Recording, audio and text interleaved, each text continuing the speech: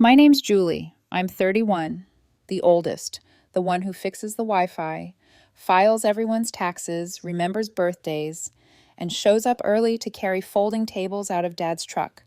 I rent a small apartment, drive a paid-off Corolla, and work as a systems analyst. No drama, no debt, no favors owed. At least that's who I was before my family decided I was also their walking credit score. Sunday night, Mom called a quick meeting at the house to plan Thanksgiving. The dining room smelled like cinnamon candles and lemon cleaner. Football hummed in the living room, muted. My sister Jenna sat at the far end with a glossy brochure face down like it was a secret everyone already knew. Let's start with a reminder, Dad said, drumming his fingers on the table like a judge about to read a sentence. Respect in this family isn't optional. I didn't know I'd need armor to discuss stuffing. Mom folded her hands. You can't come to Thanksgiving until you apologize, she said, crisp like a script. You embarrassed your sister. I blinked. For what? Jenna flipped the brochure over. A brand new crossover, MSRP, in big friendly numbers, $26,000. All I needed was a cosign. She said, You made it weird at the dealership. I said, No. I said, That's not weird, that's a sentence. Dad's jaw tightened. Family helps family. Family doesn't take someone's signature like it's a party favor. I said, chair scraped, tension like a cord pulled tight. I felt that old heat in my face. The one from every time I'd been cast as the ungrateful one for not volunteering my wallet. Jenna looked at me, all sugar. Since you won't step up, surprise. It's time you heard this. You were adopted. The room went very still. Mom avoided my eyes. Dad stared through me. Jenna watched for impact like a kid waiting for fireworks. I waited for the punch to land. It didn't. Surprise accepted, I said, and it came out calmer than I felt. Okay. Jenna's smile twitched. That's it, no meltdown. I have one later scheduled, I said, right after laundry. Mom sighed like I had personally ruined the casserole. Julie, show some respect. We didn't want to tell you this way, but you forced our hand. You owe this family. I owe you an apology for not co-signing. I said, got it. Dad leaned back. So, it's decided. Until you apologize, you stay home on Thanksgiving. The clock over the stove ticked too loud. In the living room, the muted game replayed something in slow motion, a player missing a catch he'd never had. Nobody noticed Grandpa slide in from the hallway. He didn't say a word. His cardigan hung loose on his shoulders, eyes steady on me. He pressed a small worn envelope into my palm and closed my fingers around it. Then he patted my hand once, like a period on a sentence, and shuffled back down the hall. I slipped the envelope into my jacket. No one asked what it was. No one asked if I was okay. On my way out, Jenna called after me, sing-song. Think about the loan. Julie, it's not even that much. I paused at the door. You think that because it isn't your name on it. She rolled her eyes. God, you're dramatic. I drove home with the windows cracked, November air biting, the envelope burning a silent hole in my pocket. I didn't open it. Not yet. I sat in the parking lot, keys in my hand, realizing a new fact. You can love a family and still refuse to be the bank. That night, I put the envelope on my kitchen table next to a chipped mug and the bills I'd already budgeted for. I washed 2 dishes. I fed my plant. I stared at the ceiling. When I finally slid a thumb under the flap, the paper inside felt old and careful, like something saved for a long time. I didn't become the responsible one because I'm special. I became it because someone had to be the brake pedal. Jenna is 26, charming, quick, and always one story away from a fresh start. College, then a gap year, then a second major, then a certificate that was definitely going to change everything. Retail job, then a boutique job, then an Etsy shop, then consulting. Somehow, all of that required nicer phones, seasonal trips, and last-minute emergencies that hit the exact day her rent was due. Spot me just this once, she'd text. I'll Venmo you Friday. Friday never came. The Venmo requests sat like museum pieces under a thin layer of dust. When I was 24, Dad called, We're proud of you, Julie, and we need a favor. Their furnace died. I put $2,200 on my credit card and set up a payment plan nobody honored. The next spring, I covered Jenna's last 2 classes so she could graduate on time, $980. The next fall, I co-signed her lease because landlords are unfair. 2 months in, she forgot to pay. I paid to protect my credit. If I said no, I was cold. If I said yes, I was so generous until the next ask. The family group chat, Fam Jam, was a running ad for expectations. Mom, dinner at 6. Julie, bring your laptop to fix the printer. Dad, you know about insurance stuff. What's the cheapest? Jenna, hey, big sis, can you add me back to your phone plan? My provider is trash. When I asked for help once after my car threw a code, silence. Then a sticker, a cartoon thumbs up. The rule was simple. Julie's time and money are communal property. Julie's boundaries are a fence. It's not like I never messed up. I had my broke months. I ate beans and rice and said next paycheck to myself like a spell. But it was my mess, my fix. I didn't outsource the consequences. So when Jenna asked me to co-sign a $26,000 car note because the rate is amazing and it'll help her credit, I said no. Not because I'm cruel, but because I'm awake. Her debt would become my debt the first time she ghosted a statement. The salesperson's pin had hovered. Jenna went glassy-eyed angry, the kind that looks like tears until you see there's no water. She grabbed Mom's arm on the way out of the dealership. He just likes power. He wants to hold it over me. Mom's mouth tightened. We'll discuss this at home. We did. And then they dangled Thanksgiving like a carrot with a lock on it. It would be easy to say adoption was the real grenade. It wasn't. It was a sparkler wave too close to my face. The explosion had been building for years in my email receipts. I opened Grandpa's envelope at midnight with a bad feeling and a good cup of tea. Inside, 3 things. A black and white baby photo of me with a note on the back and Grandma's blocky handwriting. Julie brought to us on purpose. A photocopy of an adoption decree with my tiny footprint stamped at the bottom, and a folded letter in Grandpa's careful print. Kiddo, if you're reading this, someone used the word adopted to hurt you. They're wrong. We chose you like a door we walk through with our eyes open. If your folks forget that, that's on them. Practical matters. There's a small CD at First Pioneer Bank in your name. Started when you were 3. It's not the lottery, but it's real. I promised your grandma I'd tell you at the right time. She said the right time is when you need proof you aren't crazy. The name of the banker is on the back. He's decent. Use it for you. Not for anyone's emergency that pops up the same day as nails, lashes, or football tickets. Love, G.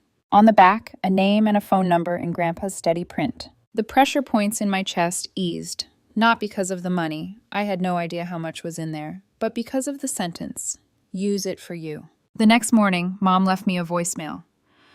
We love you, but I have to protect Jenna from your hostility. She's the baby, Julie. 10 minutes later, a text in Fam Jam from Dad. Remember, Julie owes Jenna an apology before turkey. We vote on these things. Nobody had voted. They just universally agreed my boundary was rude. Aunt Maggie chimed in with a heart emoji for no reason. Uncle Rich added, let's keep it positive. Jenna sent a meme, a turkey holding a sign that said, no jerks allowed. I typed and deleted 15 responses. Then I put my phone face down and called First Pioneer. The banker picked up on the second ring. This is Dale. I told him my name. He hesitated like he recognized it. George's granddaughter, he said, warmth in his voice. Been a while since I heard your laugh. We set an appointment for Thursday morning. He asked me to bring ID. I looked at the adoption decree on my table. Proof not of where I came from, but of who stood up for me. Wednesday, Jenna posted a selfie test driving the crossover. Tell me I don't look like this car, and I dare you to be wrong. The caption read. 2 cousins replied with fire emojis. Mom commented, manifesting. Above it, Dad had posted a screenshot of his calendar. Thanksgiving -1. Don't be late. He tagged everyone but me. I didn't reply. I froze my credit.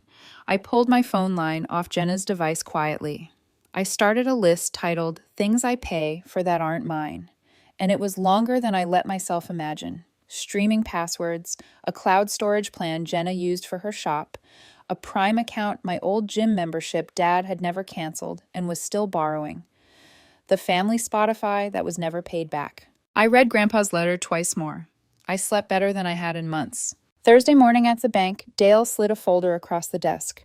George visited every year on your birthday, he said. He never missed. He called it your no-guilt fund. The number on the statement wasn't huge, but it was not nothing. Enough for first and last month's rent if I moved. Enough for therapy. Enough to fix my car. Enough to start a home down payment later if I guarded it. Dale looked at me. He told me once, if they ever try to make the girl feel like she's a burden, tell her I did the math. She's the ledger in the black. I swallowed hard. He really said that twice. Dale smiled faintly. You want to talk dispersal options? I nodded. Not for them, I said. For me. My phone vibrated. FamJam lit up. Mom, reminder, Julie, come early to set up tables. Dad, if you're mature, you'll show your face. Jenna, bring your checkbook. Kidding. Not really. I realized I wasn't tired of giving. I was tired of giving to people who called my yes a duty and my no a sin. I put my phone back in my pocket and told Dale, I think I'm done being the communal resource. He nodded like he'd been waiting for me to catch up to something he already knew. Thanksgiving morning, 10:12 a.m. The family group chat pinged like a slot machine. Photos of pie, a countdown gift, a reminder from Dad, grace before we eat, no phones at the table. The irony made me laugh in my empty kitchen. I packed a simple bag, Grandpa's letter, a printout of every transfer I'd made in the last 5 years, 3 screenshots of Jenna promising Friday for sure, the lease I'd co-signed, a bank alert from the month she accidentally put a utility in my name, and a fresh copy of the adoption decree. I didn't plan to fight. I planned to finish. At 12:43 p.m., I parked behind the minivan with the Proud of My Honor student sticker. Jenna's, ironically, Wind in the Maples. A football on TV, muted again. Inside, the table was set like a magazine spread. China we only used to impress other people. Turkey steaming, family swirling. Jenna saw me first.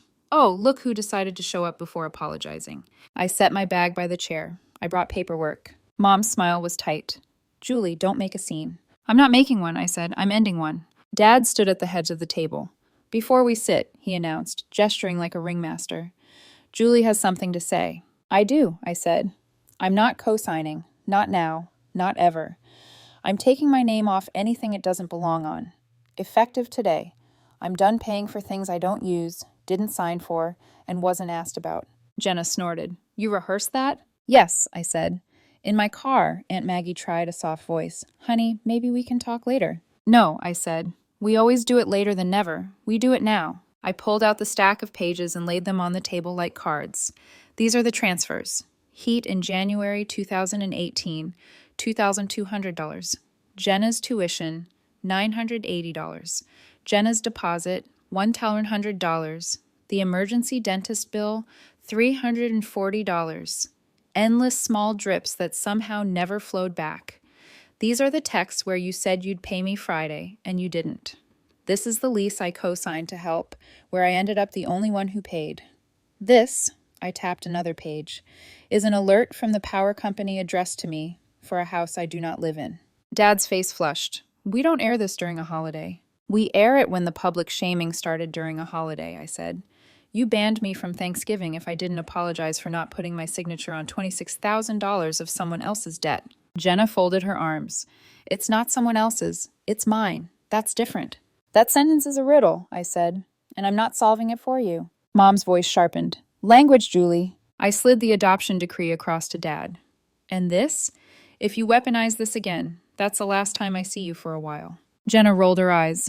God, we were trying to be honest. No, I said. You were trying to make me feel like a guest in my own life. Grandpa beat you to it. He told me first, without malice, without strings. He gave me this. I held up the letter. He said I was chosen on purpose, and he put aside a little money he called my no-guilt fund. I'm not asking for yours. I'm telling you I have mine. Dad laughed. Ugly. Oh, please, your grandpa barely... Careful, I said quietly. Say one bad word about him and I'll leave. He's the only person in this room who hasn't asked me for a single dollar. Silence. The game on TV showed a player in the end zone, arms raised. The muted crowd roared. Jenna went for the jugular. She always used to. You're selfish. I nodded. Yep. With my credit score, my signature, my time. I'm done sharing those with people who call it love until I say no. Mom set down her napkin like she was placing a delicate bomb. Are you really going to ruin today? I picked up my bag. No, I'm going to ruin your system. I put the last page on the table. An email from the dealership confirming a loan application had been submitted with my name listed as pre-approved co-applicant, timestamped 2 hours after I'd said no. I looked at Jenna. Did you use my information without my permission? Her cheeks blotched. It was a pre-check. Everyone does it. The guy said it was fine. That guy's commission won't pay my bill when you stop. I said, here's what's going to happen. I've placed a fraud alert on my credit. Any new application you run will ping me and die. I've removed you from my phone line. The streaming services you use that I pay for will log you out at midnight. If I see my name on any account I didn't sign, I file a police report. I hope I never have to, but I will. Dad slammed his palm on the table. Silverware jumped. You ungrateful. Grandpa's voice, thin but clear, came from the doorway. Sit down, Tom. Everyone turned. He stood in his cardigan, hand on the frame, eyes clear. George, this is family business, Dad started. Grandpa shook his head. Exactly why he's saying it here. You taught her to be the safety net, and then got mad when she stopped letting you jump. He looked at me and nodded once. That same punctuation as the envelope. Eat or go, kid, he said. Either way, be done with it. I tucked Grandpa's letter back into my bag. I'm going, I said. I'll see you when you can talk to me without drafts of bills in your hands. Jenna scowled. Don't expect rides when your little Corolla dies. I won't, I said. I'll expect Uber. I left before anyone could say, we can talk about this later, because later was where my boundaries went to disappear. You know that quiet you hear after a loud room goes still? That followed me into the parking lot, into my car, into the first deep breath I'd taken in months. At 3:07 p.m., my phone shook itself awake. 38 texts. Mom, you made a fool of us. Dad, act like a woman. Jenna, so you're actually locking me out of Spotify on a holiday. Aunt Maggie, love you both. Let's calm down. Uncle Rich, buddy, no need to be dramatic. I didn't reply. I drove to the river and watched late leaves spin in the eddies, trying to understand how relief could sit next to grief without either moving over. At 6:22 p.m., Grandpa called. Come by, he said. Pi left. I brought coffee. He brought out a small fireproof box. Inside were more of Grandma's solid little truths. Photos, a recipe card in her loopy hand, and a safety deposit key with a scrap of paper taped to it for when she learns. Grandpa pressed it into my palm. You did good, he said. I feel like I dropped a plate that was really just a mirror, I said, loud, but nothing broke that wasn't already cracked. He chuckled. You talk pretty for a girl who used to eat paste. We didn't talk about adoption beyond a few quiet sentences that I will keep. We chose you, he said. Not like a dog at the shelter, like a door we walk through and close behind us on purpose. The next week was paperwork, the kind that isn't cinematic but changes everything. I met with Dale again and moved the CD into a high-yield savings with my name and only my name. I printed letters to the credit bureaus with my fraud alert case number. I called the dealership manager and forwarded the email with my name on the pre-approved line. He apologized 5 times and promised retraining. I wrote the date and time in a notebook anyway, because apologies without paper are like balloons with tiny leaks. I unsubscribed Jenna's email from my Amazon. She fired off a text. Wow, petty. I had a cart going. I typed back, you can push it to checkout with your card. Then I put my phone away before I had to watch the 3 dots blink threats. Mom left a voicemail that started soft and went sharp. Julie, you're hurting Jenna's mental health. She can't sleep. She's using Dad's Netflix, which is honestly fine. So can you at least delete? Dad sent a single line. You are not my daughter if you treat us like strangers. I saved that one, not to reread, but to remember exactly what not to respond to. Work got quieter the way a house does when a refrigerator stops humming. A background noise you didn't realize had been constant. I had extra hours where anxiety usually sat. I filled them. I went to the gym I actually pay for. I booked a therapy appointment and didn't cancel it. I cooked food that wasn't a panic dinner. I slept. 2 cousins slid into my DMs like outlaws offering a campfire. Saw what happened in Fam Jam. One wrote, "You're not wrong." The other, "They tried to make me co-sign 2 years ago." I said, "No, haven't been invited to Christmas since. Want to split a Friendsgiving?" We did. We brought store pies and forgiveness, and not one of us used the phrase, keeping the peace. Consequences rolled through the family like weather, where I wasn't standing in the rain this time. Jenna's dealership deal died on the vine without my name attached. She went on Instagram Live, half crying, half scoffing about haters who don't believe in her. A friend DM'd me a clip. I didn't watch it. The next day, Jenna texted, "You're literally going to make me Uber to work." I said, "Yes, budget for it." She sent back a skull emoji and nothing else for 48 hours. It was the quietest 2 days I've had with my sister since 2004. Mom tried a new angle. "If you're pulling your support," she texted, "we need to talk about Dad's back therapy bill." I stared at the screen a long time, then I wrote back, "I didn't pull support. I ended enabling. If you want help, ask. Not for my signature, for my advice. If you want money, expect to know unless I offer." She called me cruel. I wrote, "Boundary, not cruelty." She left me on red for the first time since smartphones were invented. The family myth cracked. That love equals financial compliance. That sacrifice equals silence. It was small at first, a hairline fissure you can miss unless you're looking. Then the pieces started to shift. Aunt Maggie texted me privately, "Your grandpa is coming to stay with me a few days. He needs quiet." Translation: Mom and Dad were noisier than they thought. A week later, Grandpa and I sat on his porch with mismatched blankets. He handed me a folded clipping, an old column he'd kept. Sometimes the most generous thing a person can say is no, because it leaves generosity intact for where it belongs. He tapped the paper. That lady was right. "I miss them," I said, "even while I don't miss them." "That's how missing works," he said. "True thing, people can be your family and your problem. Second true thing, you get to choose what you solve first." 2 Fridays after Thanksgiving, a letter arrived addressed in Mom's hand. Inside, a bill from Jenna's old apartment, the last month she skipped back when we thought it'd get worked out. A sticky note on it. "Could you just take care of this so we can move forward?" Something in me used to flinch and reach at the same time. This time, I folded the bill back into the envelope with Grandpa's steady patience and wrote a short reply on the sticky. "No. Moving forward is you handling this." I dropped it in the mailbox. I did not add a heart. Sunday afternoon, I got a text from a number I didn't recognize. "Hi, I'm Dale's wife." He doesn't usually share client things, but I had to say, "Your grandpa talked about you like the sun." I sat on my couch and let that land. It hit deeper than any apology I didn't get. There were small payoffs I didn't expect. The friend I kept canceling on because of family things. We grabbed coffee and didn't mention my mother once. The anxiety headache that lived behind my eyes like a roommate moved out. My apartment looked bigger without the clutter of borrowed guilt. It wasn't perfect. I still woke up some nights rehearsing arguments I would never have. I still wanted to send a baby photo to the group chat with, "Brought to us on purpose." Scrolled across it and dare anyone to disrespect the 2 people who loved me the longest without conditions. I didn't. Sometimes power is choosing not to send the message you know would land. Then a text buzzed from Jenna at 11:34 p.m. "Can I be honest?" "Try it," I typed. "I didn't tell you about the adoption to hurt you," she wrote. I thought maybe you'd feel obligated. Thank you for telling the truth." I wrote back, "That is exactly what hurting is." 3 dots then. "Fine. I'm sorry. I should have asked for help, not demanded it." It wasn't an apology for the loan, for the dealership, for the pre-approval, for the years of casual theft of my time.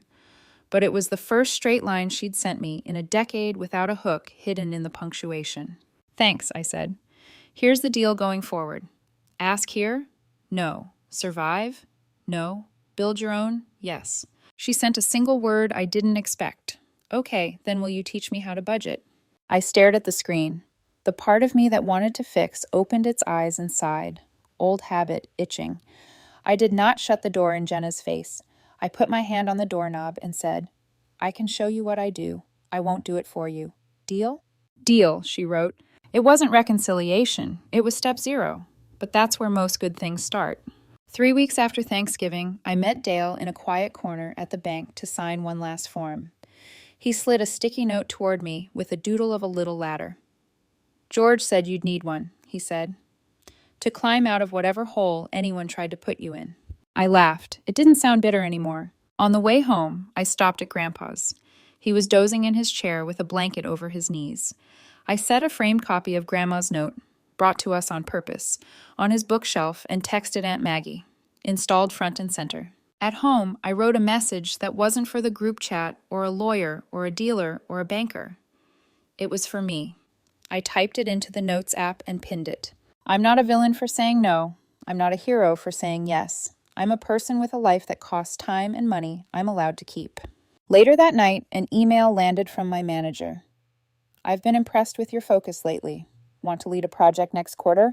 I smiled. Boundaries don't just protect money, they hand you your attention back. Jenna sent me a screenshot of a budget spreadsheet with little green boxes where she'd met her targets for the week. It's tiny, she wrote, but it's mine.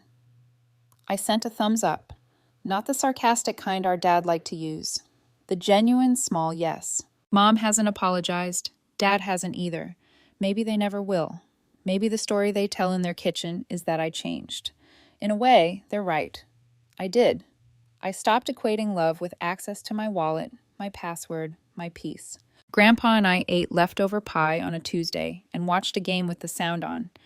When the team missed a catch they never had, he said, "Can't lose what wasn't yours." He looked over at me with that tiny grin. Same goes for guilt.